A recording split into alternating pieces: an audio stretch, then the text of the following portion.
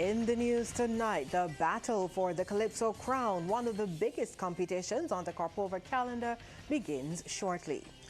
The band's all geared up for the 4-day morning jam. Media and influencers in Barbados to help share the island's culture with the world.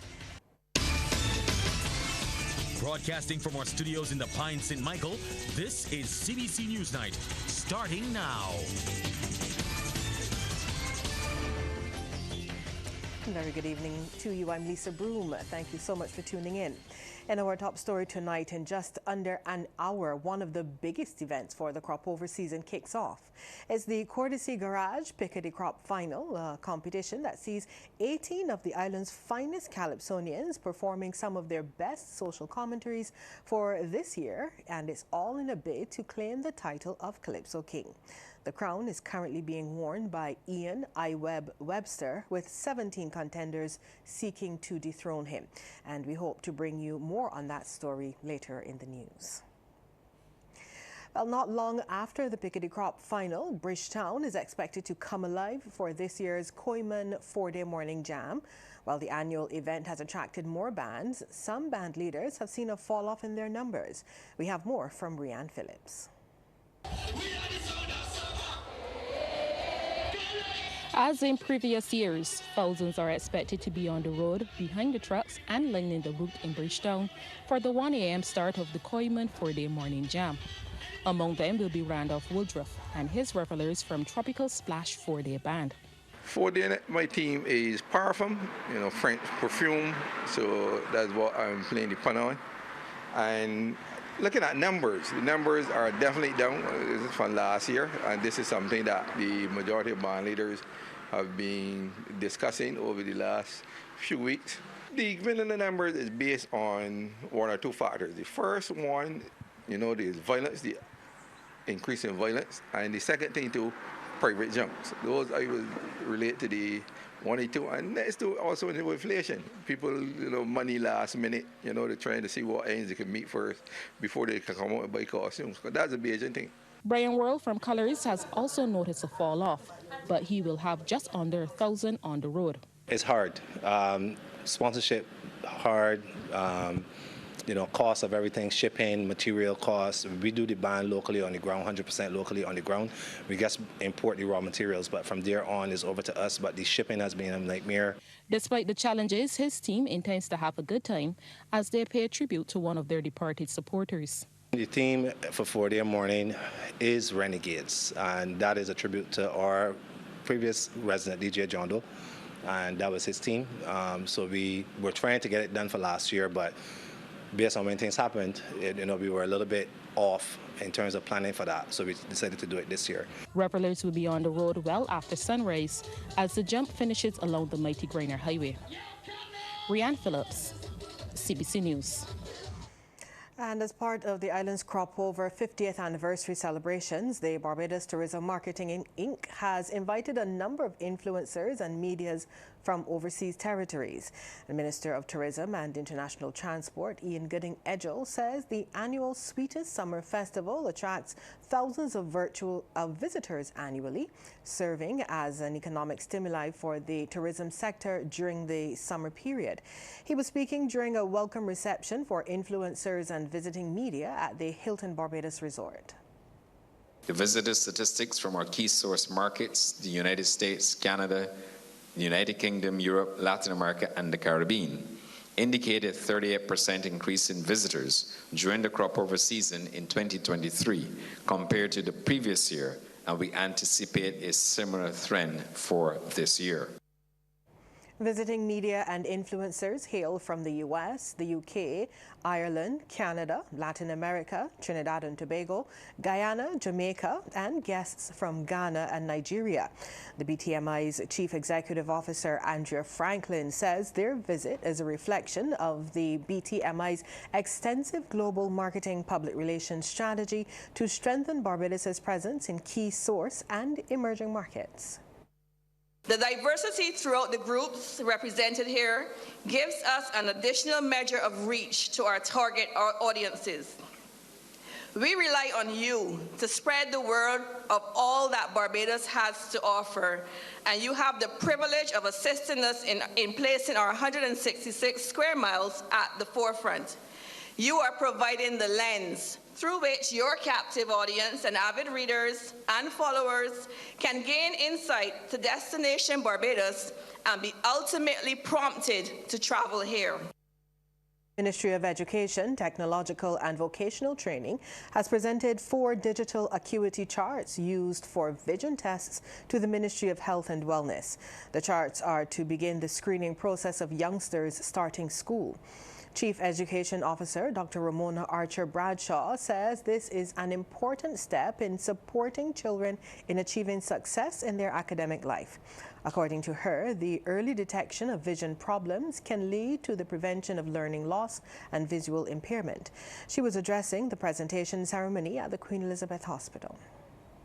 When vision challenges are left undiagnosed, this can lead to barriers in a child's ability to engage with learning materials in the classroom.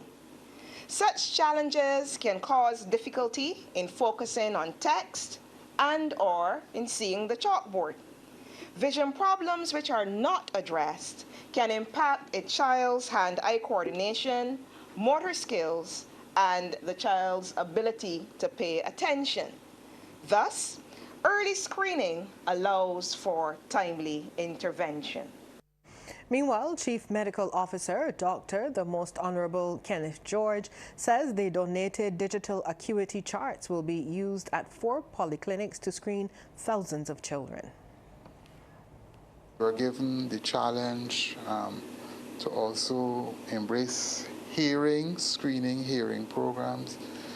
But I think that step by step, brick by brick, this is a good start. I think this is low-hanging fruit. With respect to screening for hearing, a little more difficult because it will need qualified human resources, people who have the expertise to do the appropriate screening. Efforts are afoot to establish a special needs unit at the Darrell Jordan Secondary School. This has been revealed by the former principal of that school, Stephen Jackman. He was addressing the launch of a book authored by retired principal Jeff Brooms entitled St. Lucie to Darrell Jordan, The Inspiring Journey. Mr. Jackman recalled how the school took steps to address students' learning challenges once it started to accept allocations under the Barbados Secondary School entrance exam. Mr. Jordan, seeing the learning deficiencies, seeing the difficulties, immediately developed a remedial unit and made remedial reading and remedial mathematics part of the lexicon of this school. Again, that would stay for the life of this school, and on the current leadership, there is a push to a special needs unit for the school to make sure that those students who need that type of help can get it. During his remarks, Mr. Brooms explained the book details a journey which started in 1975 when he was hired as an English teacher at the then St. Lucie Secondary School. He says despite a lucrative offer from a U.S. company, a major motivation to accept the teaching position was his former teacher, Darrell Jordan, who was the principal of the school. I know a number of teachers who were able to help children because of the support given by the canteen proprietors. There are some children who had too much pride to allow themselves to be embarrassed. But the true fact is, lots of them never had lunch. Under the clear position, starting from Miss Green, come through Miss Rock and all down. We would go to them individually and say, and they would give these students lunch every day. And we would pay her at the end of the month. And it was never talked about, it was never an issue. And I feel that those were the best times of my life. We were able to help those children. Well, we told you earlier about the Courtesy Garage Pickety Crop Final starting at 8 tonight. And joining us live now for a preview of what is expected is veteran Calypso commentator Dr. Cleve Scott. Good evening, Dr. Scott. and thank you for the accolades, veterans. Certainly. Now, Dr. Scott, there are some veterans, as you just said, and a number of impressive youngsters in tonight's show. So give us your take on who are the front runners for the crown. Well, the song that is coming good in the airwaves and the 10, I'd say would be Big Irie, Billboard, Colin Spencer, iWeb, HT, and Crystal Common Vessels. But among the youngsters, I would be keeping an eye tonight on Trinity Clark because, you know, in the junior monarch, we can place in the top 3. So we were looking to see how well he does tonight. And so what do you think they would have to do to outdo iWeb, who is the reigning winner? Well, the reigning king, rather. You know that he comes good on the night. So what would they have to do? Well, in the finals, rendition always makes a difference. How well you render, you sing your song. Number of competitors over there, they would bring in innovations into the music, particularly after the second verse or the third verse. So whatever alternative arrangements they bring would make a difference. Outside of that presentation, I went to Asian class, they are very good at presentation. So we'll see what the youngsters like Grateful Cook, who is making his first appearance in this, the big yard here, the back yard. And the likes of Big Irie, what they're going to bring to the table. And is there any particular song that has captured your attention this year? And if so, why? Well, I particularly like Big Irie's testimony of his experience and experience. Billboard War, with his digital message, all his rewarding to listen to, and Young Trinity Clark for a song about young ladies running away. I think we'll have a wider kind of information. All right, thank you so much, Dr. Cleve Scott, one of our veteran commentators there, giving us his take on tonight's Pickety Crop final. Thank you very much, Dr. Scott. Former Government Minister Rudolph Cappy Greenidge will be accorded an official funeral. Confirmation of this from Prime Minister Mia Amor-Motley as she paid tribute to her former cabinet and parliamentary colleague who passed away today. Ms. Motley, in a statement, said Mr. Greenidge respected friend and foe alike and never raised his voice in anger. He represented the constituency of St. Philip North from 1994 until 2003 and served as Minister of Labour and Education, Youth Affairs and Sport. He was also Deputy President of the Senate. Prime Minister Motley says Mr. Greenidge's recognition as one of the first recipients of the Order of the Republic Award for his contribution to education, sports, civic and public life and national development in 2021 was well deserved. The date of his funeral will be announced after consultation with his family. And also paying tribute was President of the Senate, Reginald Farley, who said he was saddened by news of Mr. Greenidge's passing. Mr. Farley says the former Minister of Sport, Deputy Speaker of the Senate, educator and attorney at law was his dear friend who served Barbados well. Apart from all of that, he was really just a wonderful, wonderful person to know, a dear friend and comrade, and one who was very knowledgeable, very passionate about the people of Barbados generally and people that he served, and he certainly would be greatly missed by us, his comrades in the Barbados Labour Party, by his fellow professionals in the legal profession, and of course all of us as friends, family and the people of Barbados generally. May he rest in peace. Former General Secretary of the National Union of Public Workers, Dennis Clark, has passed away. Mr. Clark, who retired from the post in October 2014, gave over 40 years to the local trade union movement, having joined the staff of the NUPW in 1974. He was awarded a Barbados Service Star that same year for his contribution to the development of the island. Current General Secretary of the NUPW, Richard Green, says Mr. Clark was outstanding in the area of grievance handling with successful management of several workers' disputes. The NUPW recognizes the successful negotiation of the transition of the Queen Elizabeth Hospital to a statutory board and the Grantley Adams International Airport to a private company. His work has created a template for other major transitions within the public service. In his retirement, Brother Clark continued to dedicate his time to the development of public sector unions in Barbados and the wider Caribbean. He remained a valuable resource to the Caribbean Public Services Association and advised unions throughout the region.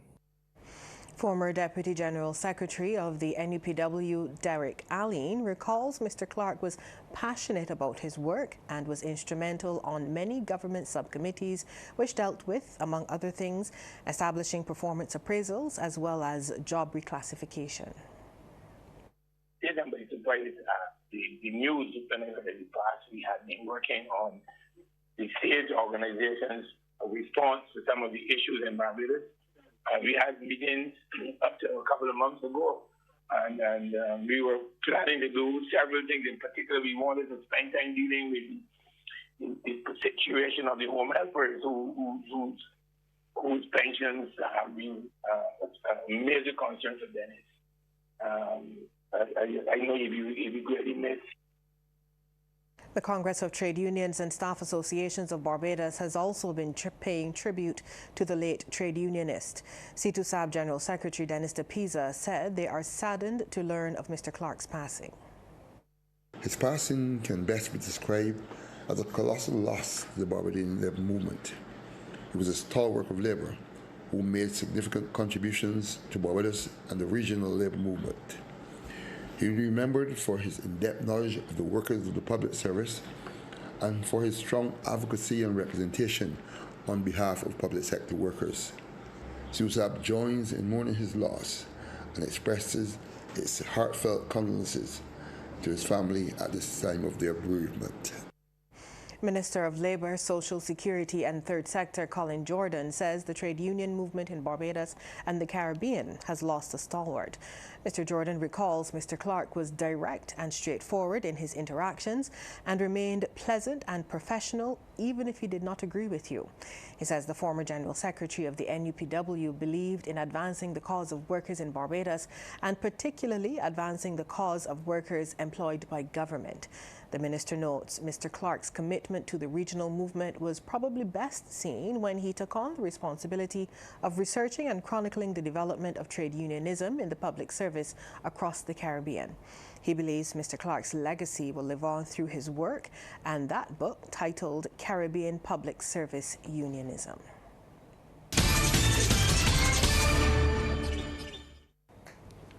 Sports time now. Let's head over to Anne-Marie Burke, who has the latest Olympics news for us. Good evening, Anne-Marie.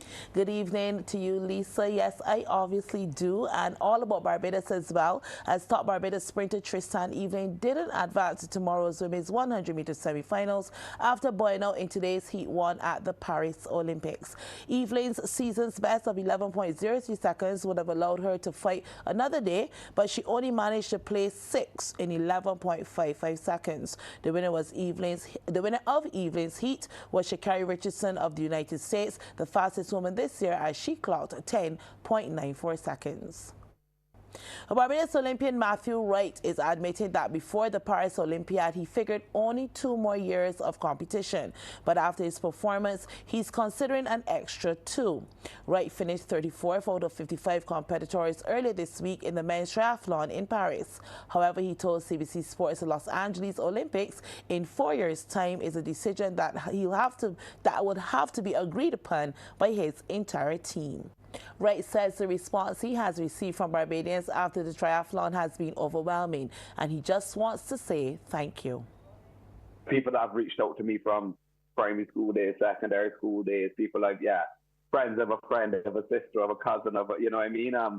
Just my Instagram DMs, my on Twitter, Facebook, WhatsApp. My phone I still have so many messages to clear, and it's been unbelievable how many people said they're so proud to see me there. And, the feedback that I've gotten is that, they can see that I'm there and they can see I belong there. They can see I'm at that world-class level and I'm not just there to be a has-run, just like, I'm another flag on the start line. And I just want to say to everyone, thank you so much for all the support. Like it's obviously been overwhelming, and I'm trying to get through all the messages I can't get through all of them at the minute.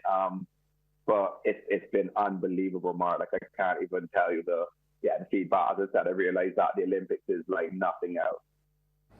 And Lisa, that's my first half. If all the Olympics out of the way, when I return, there is cricket and maybe some tennis. Thanks, Anne-Marie. We'll see you then. Up next on CBC's Newsnight is the Business Report. Government will tap into Japan's farming expertise to help boost the country's agricultural food production systems. That's according to Minister of Agriculture, Food and Nutritional Security Indar Weir, who says this would be a necessary move to transition farmers to a more secure environment. The minister was speaking about the benefits local farmers can reap from the cutting-edge technology being used in Japan's agricultural sector when Japanese ambassador to Barbados, Her Excellency Kayoko Fukushima, paid a courtesy visit to his ministry. We really and truly would like to have further conversation going forward on how we can work with your government as well in meeting our food security objectives, and indeed discuss future cooperation with you in terms of how we can provide technical support and training in the use of contemporary agri-food systems for our farmers and stakeholders. Mr. Weir says Barbados accepts the ambassador's invitation for officials to participate in the upcoming Green Expo in Japan, since it could benefit the country's horticulture sector. Meanwhile, Ambassador Fukushima says Japan, which is also focused on improving its food security, is willing to extend a helping hand to local farmers through several initiatives. We also do some aquaculture of, for example, eel and bluefish tuna. And we use advanced technology, like, for example, in the hydroculture. Like indoor, we have some, facilities. And we also cooperate through international organizations. Government's wind energy project in the north is taking shape. Development partner with the International Finance Corporation of the World Bank, Jason Lee, gave details recently during a media conference at the Office of the Energy and Business Development. The project is sited at Lamberts in St. Lucie and Castle in St. Peter, and is part of government's Smart Energy 2030 initiative. We have met mass up at both Lamberts and Castle. They've been taking measurements for 6 months now. The typical timeline of a wind project is you need 12 months of on-site wind mast measurements in order to be able to take those to the bank. So that's what we're doing. We're about halfway there. And then in parallel with that, as I mentioned, we're undertaking all the other project preparation activities, including drafting the contracts, putting together all the data that would be necessary in order to attract investment to take that project forward. Let's take a look now at how the stocks performed locally and regionally today. In Jamaica, Radio Jamaica Limited with 51,074,307 units was the volume leader, followed by NCB Financial Group Limited and Victon Lind Firm Limited ordinary shares. In Trinidad and Tobago, Guardian Holdings Limited was the volume leader with 10,302 shares changing hands for a value of Trinidad and Tobago $157,103.50, followed by Massey Holdings Limited. And here in Barbados, Buddard Enterprises Limited was the sole security, trading 10,000 shares at Barbados $2.96 each.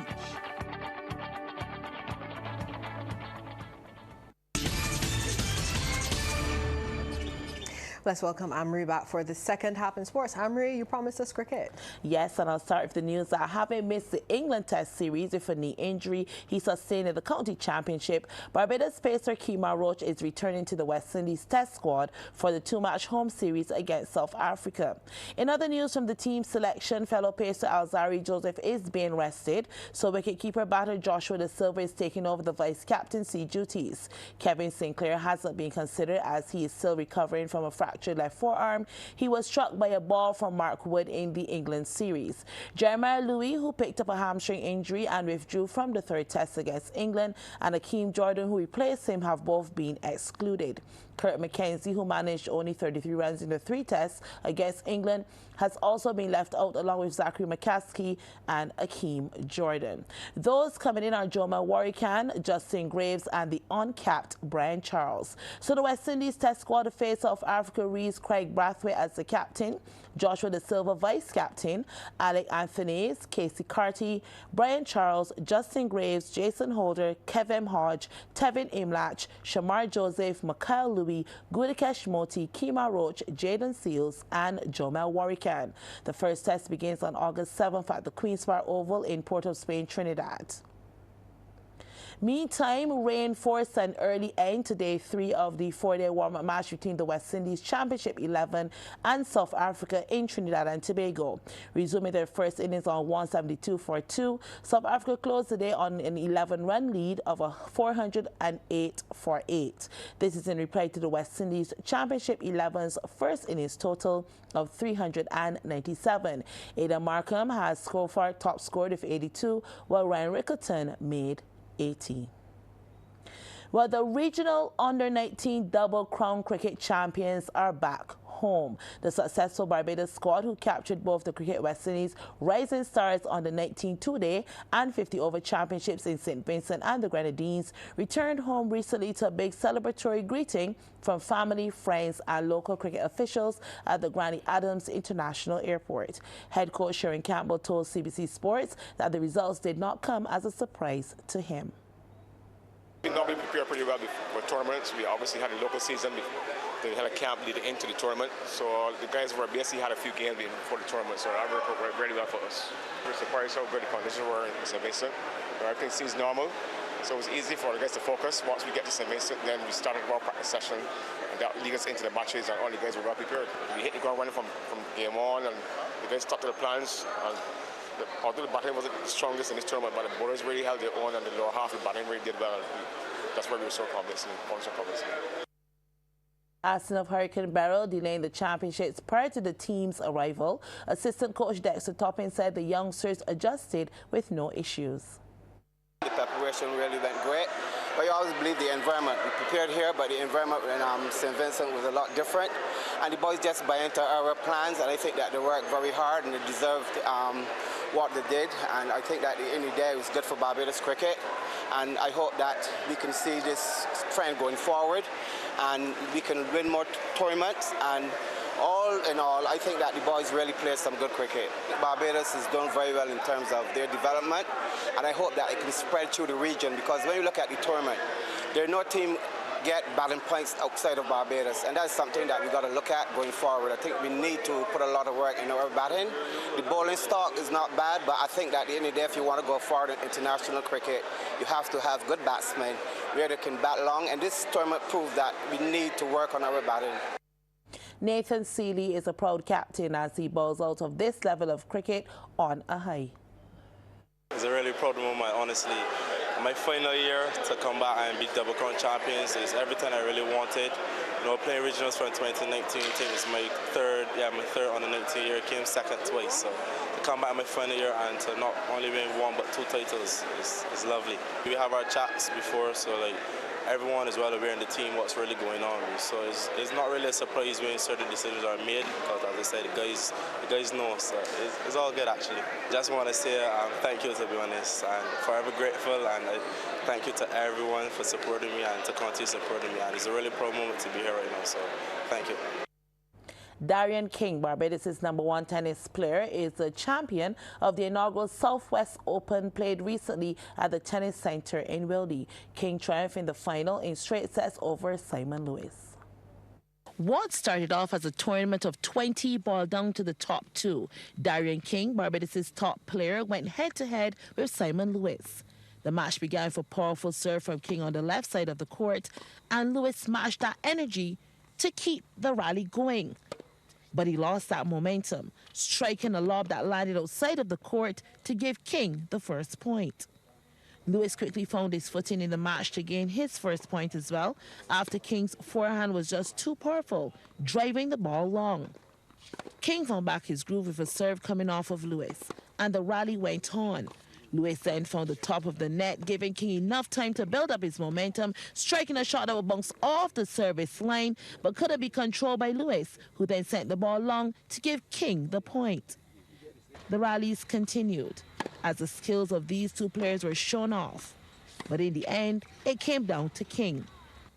This time, starting to serve off from the right side, King showed us why he is Barbados' #1, with a sweet serve that Lewis just could not reach in time, as King went on to win the final at 6-1, 6-love.